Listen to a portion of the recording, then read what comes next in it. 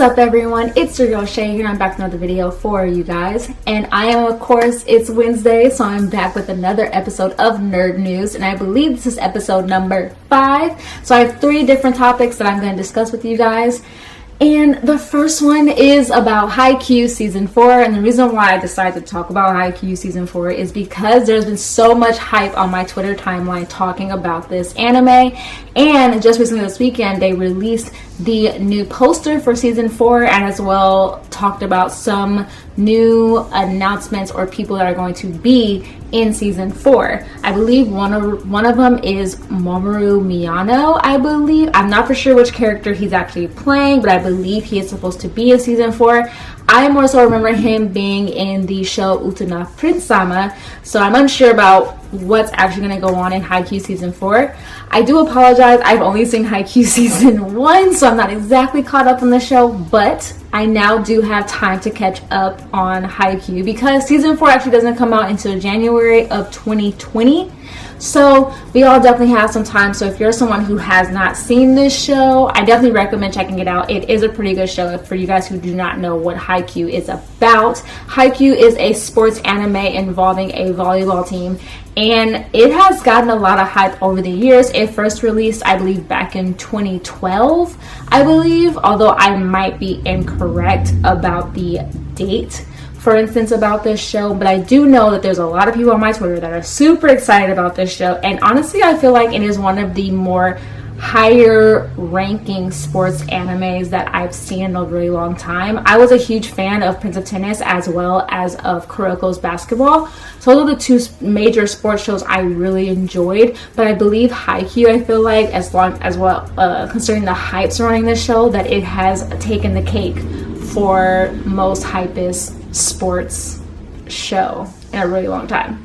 So that's what I'm talking about so far with Haikyuu. I'll let you know more probably later on regarding Haikyuu if there's any more that is released about Season 4. But as of right now, that's all I got. But I do want to know from you guys, if any of you guys are watching, if you enjoy Haikyuu, let me know what are you excited for Season 4. That's a lot of 4s.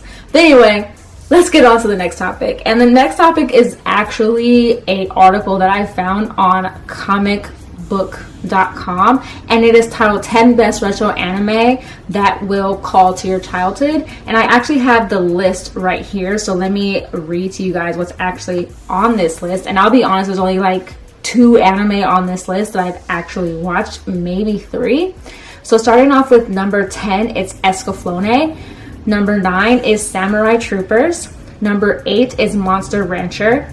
Number 7 is Grimm's Fairy Tale Classics. Number 6 is Samurai Pizza Cats. Number 5 is The Big O. Number 4 is Ranma and a Half. Number 3 is Digimon Digital Monsters. Number 2 is Cowboy Bebop, and number 1 is Gundam Wing. So those are the top 10 they have on their list. And so I'm wondering, do you agree with this list? Do you feel like there should have been different animes on this list? And for me personally, I feel like I could add different anime on this list or remove some, and I think this is probably because of whatever time period you grew up in and what your childhood consisted of regarding anime. Like for me, I could have put Sailor Moon on there, I could have put DBZ on there, I could have put Yu Yu Hakusho, I could have put Pokemon. Like those are the retro anime for me that I grew up with during my childhood. So this could be like a retro anime for someone else's childhood. Although for me, only 2 on this list I've really seen are Digimon and also Cowboy Bebop are the only 2 on this entire list that I've actually seen. The other ones, I've heard of The Big O, but I haven't actually watched it.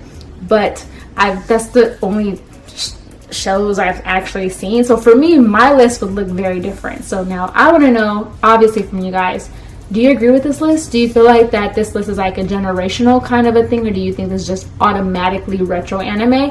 Or do you think that if it was someone who grew up in the 90s or someone who grew up in the early 2000s, their list would look very different as far as what anime for them is considered retro? But let's get on to our very last topic, which actually was a very interesting article that I also found, which was titled Students Explore Japanese Religion Through Anime and Manga. And I will put the article down below if you decide to read it, because it was very, very interesting. And the article was on Thread,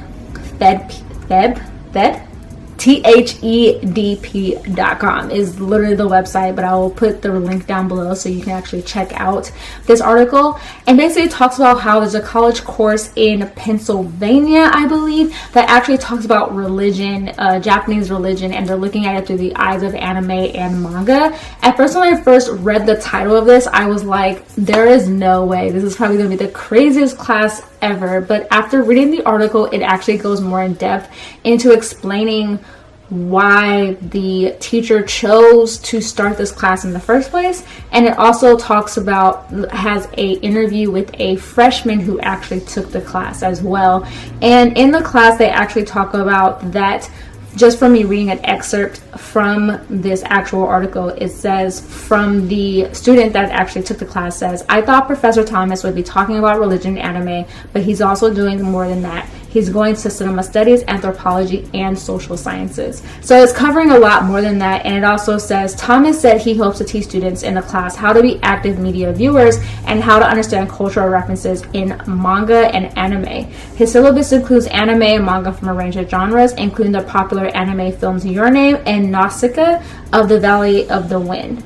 So it looks like he's covering a lot more bases just besides religion, and it looks like he's trying to put it in a more, not philosophical way, but like it mentions here, have people be a more active media viewer, which to me is no different than when you take a media class and it has you explore different media from today's day and age, as in like it was like a class I remember I took in college was like this, and it did change the way that I actually looked at a lot of media on television. So for me, honestly, the biggest question for me is, I wonder if this is going to become the norm, if there are going to be more and more classes that are teaching anime related content within classes that go along a much more deeper level than just talking about anime and how much people like it, but actually more in depth like this is, and looking into like religion and Japanese culture and things of that matter within anime and manga.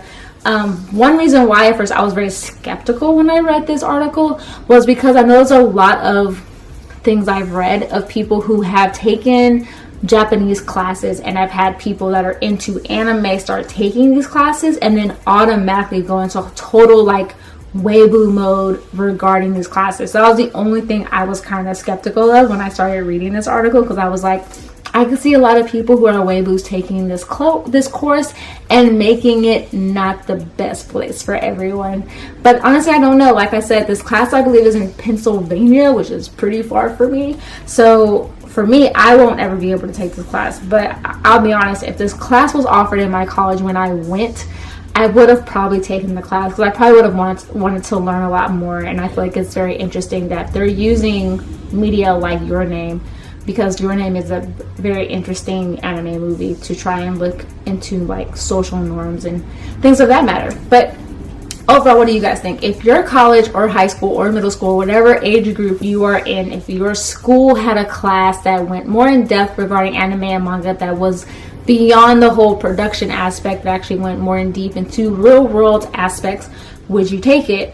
Would you like your school to offer classes like this?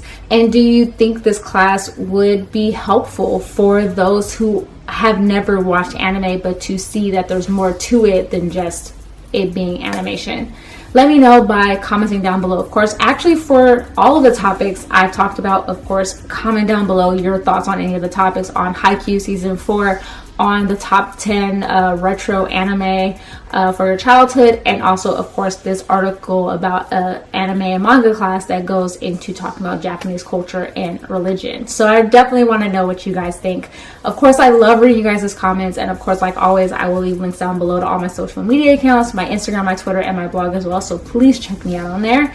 And of course, like always, I'll have a new video out for you guys on Saturday. Hopefully it should be a review. I am working on watching Carol and Tuesday. I'm about maybe almost halfway through the show, but I really enjoy it, so I'm super excited to do a review for you guys. And I will see you guys soon. And of course, like I always tell you guys, stay positive and be nerdy, and I'll see you guys on Saturday with a new video. All right, you guys.